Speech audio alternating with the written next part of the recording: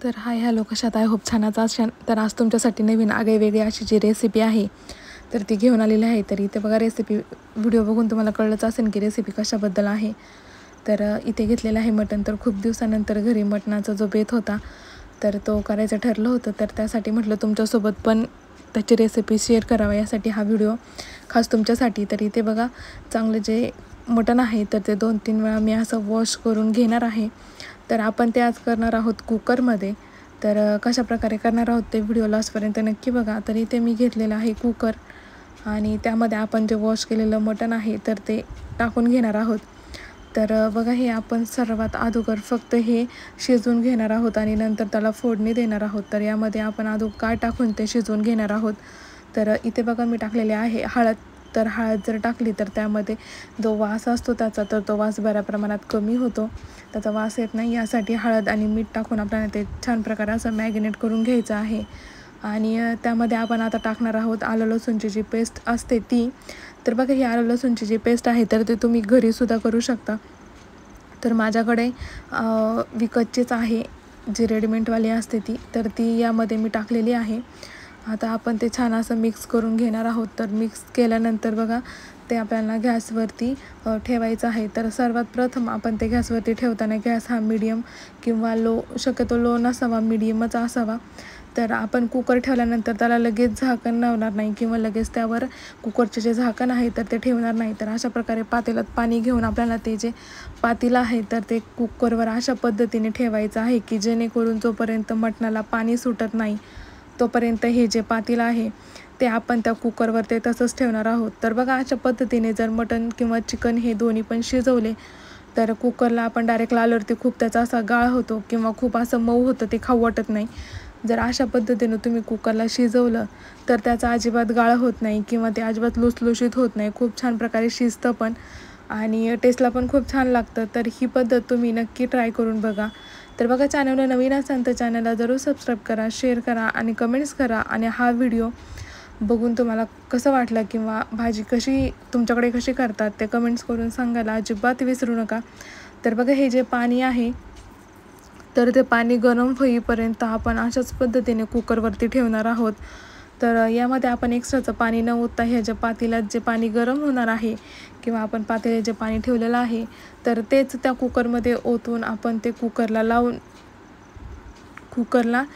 झाकण लावून त्याच्या शिट्ट्या घेणार आहोत. तर बघा, बऱ्यापैकी जे आपलं पातेल्यातलं पाणी आहे तर ते आता गरम झालेलं आहे.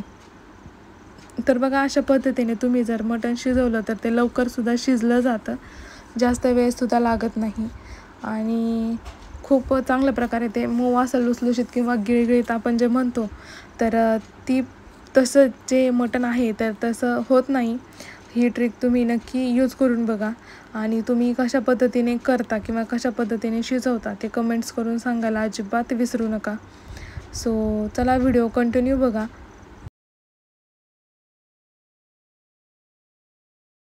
तर इथे बघा, आता जे पाणी आहे तर ते बऱ्यापैकी उकळलं होतं, त्यामधले गरम झालेलं. तर ते मी कुकरला अशा पद्धतीने आता ओतून घेतलेलं आहे. तर बघा, कुकरमध्ये आता आपण पाणी ओतल्यानंतर एकदा सगळं जे आहे तर ते आपल्याला मिक्स करून घ्यायचं आहे किंवा हलवून घ्यायचं आहे. तर असं केल्यानंतर आपण आता कुकरला जे आहे तर ते कुकरचं झाकण लावणार आहोत. तर बघा, बऱ्यापैकी माझं जे आहे तर ते सगळं असं मिक्स करून झालेलं होतं. तर त्यानंतर मी आता मिक्सरला जे आहे तर ते झाकण लावून, तर बघा, आता कुकरला जे आहे तर ते झाकण लावून मी आता कुकरच्या 3 ते 4 शिट्ट्या घेणार आहे. पण ह्या शिट्ट्या घेताना आपला जो गॅसची फ्लेम आहे तर ती मीडियम ठेवायची आहे. खूप अशी लो पण नाही आणि हाय पण नाही.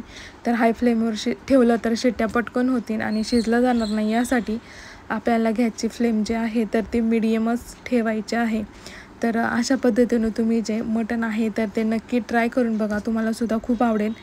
तर इथे बघा, मी आता घेतलेली आहे कढई. बऱ्यापैकी आपल्या 4 शिट्ट्या घेऊन झाल्यानंतर कुकर हा गार होऊन द्यायचा आहे. तर त्यानंतर बघा, मी घेतलेली आहे कढई आणि त्यामध्ये तेल टाकून हे जे वाटण आहे तर हे काळ्या मसाल्याचं वाटण, याचासुद्धा व्हिडिओ चॅनलवरती अपलोड केलेला आहे. तुम्हाला लिंक पाहिजे नसेल तर मी डिस्क्रिप्शन बॉक्समध्ये देते आहे. तर ते वाटण जे आहे तर ते मी घेतलेलं आहे. तर बघा ते वाटण आपल्याला तेलामध्ये जे आहे तर ते छान असं परतून किंवा भाजून घ्यायचं आहे असं म्हणायला काय हरकत नाही. तर छानपैकी ते तेलात परतून झाल्यानंतर आपण त्यामध्ये टाकणार आहोत मसाले. तर इथे बघा माझ्याकडे जेवढे होते किंवा माझ्या घरात जेवढे आहेत तेवढे तर सगळे मसाले मी प्रत्येक भाजीत वापरत असते. माझ्या प्रत्येक व्हिडिओमध्ये बघून तुम्हाला कळलंच असेल. तर इथे बघा मी आता सर्वात प्रथम टाकलेला आहे तो मटण मसाला, त्यानंतर टाकते आहे तो घरगुती मसाला आणि त्यानंतर टाकणार आहे मिरची पावडर. तर मी ह्या 3च मसाले यामध्ये टाकणार आहे. आणि एक सिक्रेट जो मसाला आहे तो तुम्ही ट्राय करून बघा, खूप छान त्यानेसुद्धा भाजीला टेस्ट येते. तर तो मसाला मी तुम्हाला सांगणार आणि दाखवणारसुद्धा आहे. तर बघा इथे तिखट जे आहे तर ते तुमच्या आवडीप्रमाणे टाका. काहीजण खूप तिखट खातात किंवा काही मीडियम किंवा काही कमी तिखट खातात यासाठी. तर आमच्या घरात बऱ्यापैकी तिखट खाल्लं जातं, यासाठी मी भरपूर असे मसाले टाकत असते किंवा टाकलेले आहेत. तर बघा एक खूप जो भाजीला खूपच छान चव आणतो किंवा त्याने भाजीची जी चव आहे तर ती खूप अशी बदलते असा एक मसाला आहे. तर तो माझ्या किचनमध्ये असतोच. तर तो आहे किचन किंग मसाला. तर हा मसाला तुम्ही नक्की ट्राय करून बघा, खूप छान टेस्ट लागते. कोणत्याही भाजी जरी टाकला तरी काही हरकत नाही. तर तो सुद्धा मसाला आपण यामध्ये टाकलेला आहे. तर आता हे सगळे मसाले आपण एकत्र करून घेणार आहोत आणि त्यानंतर आपण त्यामध्ये आपलं जे बॉईल केलेलं मटण आहे तर ते यामध्ये आपण टाकणार आहोत. तर बघा ते बॉईल केलेलं जे मटण, तर इथे बघा मी मीठ टाकलेलं आहे. तर हे मीठ चवीनुसार टाकायचं आहे, कारण आपण मटण बॉईल करताना त्यामध्ये सुद्धा टाकलेलं आहे. तर तुमच्या अंदाजाने तुम्ही इथे मीठ टाकू शकता. तर बघा ते बॉईल केलेलं जे चिकन आहे तर ते आळणी पाणी लगेच न टाकता अगोदर आपल्याला जे मटण आहे तर ते मटणच यामध्ये टाकायचं आहे. तर बघा ते मटण यामध्ये टाकलं ना तर आपण ते मिक्स करून किंवा एकत्र करून 4 ते 5 मिनिट त्याची वाफ काढून घेणार आहोत, की जेणेकरून जो मसाल्याचा चव किंवा वास जो आहे तर तो त्याला लागला जाईल आणि खूप छान प्रकारे आपली जी भाजी आहे तर ती लागेल यासाठी.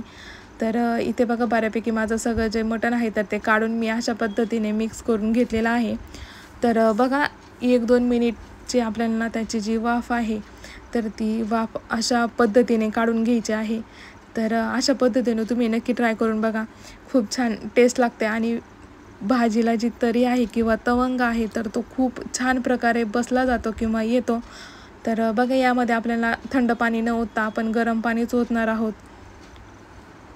तर 1-2 वेळा हलवून घेऊन अशा पद्धतीने आपल्याला जी भाजी आहे तर ती करायची आहे. तर इथे बघा आपल्याला त्यामध्ये ग्रेव्ही करण्यासाठी हे जे आळणी पाणी होतं तर तेच ओतायचं आहे. आणि जर तुम्हाला त्यामध्ये एक्स्ट्रा अजून जर ग्रेव्ही हवी असेल तर त्यासाठी तुम्ही गरम पाणीसुद्धा ओतू शकता. नॉर्मली भाजी करताना त्यामध्ये गार पाणी ओतायचं नाही, तुम्ही गरम पाणीच ओता.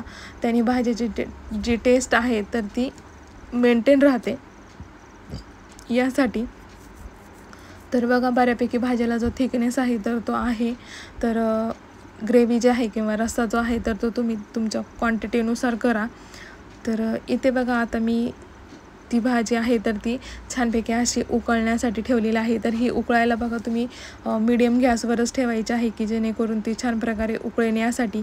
तर भाजीला एकदा उकळी आली तर त्यामध्ये तुम्ही वरतून अशी कोथिंबीर बुरबुरायची आहे, की जेणेकरून त्याचा जो फ्रेग्रन्स आहे किंवा फ्लेवर आहे तो भाजीला खूप छान प्रकारे उतरतो आणि भाजी दिसायला पण खूप छान प्रकारे दिसते. तर इथे बघा मी तुम्हाला आधीच म्हटलं होतं की भाजीला जो वरची तरी आहे किंवा तवंग आहे तर तो खूप छान प्रकारे जो भाजीचा तवंग बसला जातो. तर अशा प्रकारे तुम्ही भाजी करून बघा, खूप छान प्रकारे लागते आणि दिसते पण. सो ही रेसिपी तुम्हाला कशी वाटली ते कमेंट्स करून सांगायला अजिबात विसरू नका आणि तुम्ही ट्राय करून बघा, तुम्हाला पण खूप छान आवडेल. तर इथे बघा खूप छान प्रकारे आपल्या भाजीला जो तरी आहे तर ती आलेली आहे. तर इथे बघा भांडं किंवा ताट जे आहे तर मी ते तयार केलेलं आहे. सो या आता तुम्ही पण जेवायला.